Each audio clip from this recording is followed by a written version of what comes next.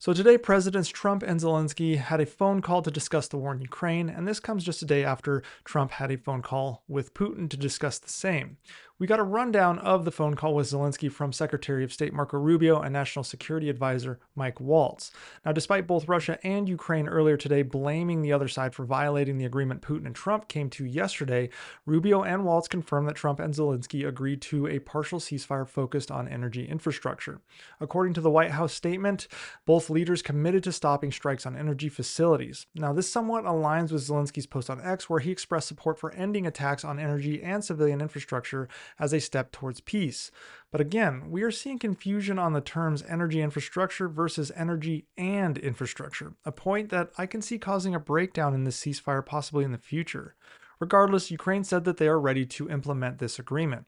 Now, to make the ceasefire work, both Trump and Zelensky instructed their teams to work through the technical details. They also plan to meet in Saudi Arabia in the coming days to coordinate further peace efforts. Zelensky also pushed for additional U.S. air defense systems, particularly Patriot missile systems, to protect Ukrainian civilians.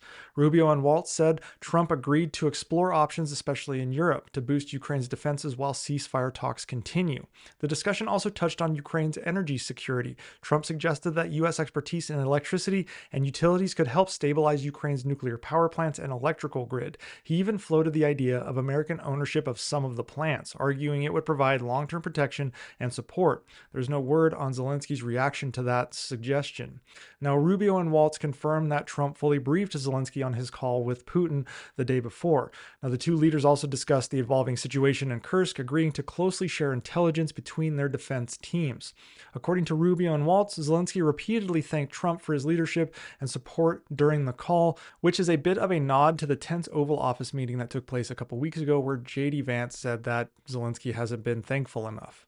But nonetheless, this shows that Ukraine-US relations may be improving. Now, the statement from Rubio and Waltz followed Trump's Truth Social post, where he described the call as very good and lasting about an hour. Now, interestingly, Rubio and Waltz's statement did stand a bit in contrast to Zelensky's later remarks, where he publicly expressed skepticism about Putin's sincerity in maintaining a ceasefire and being an honest broker at the table.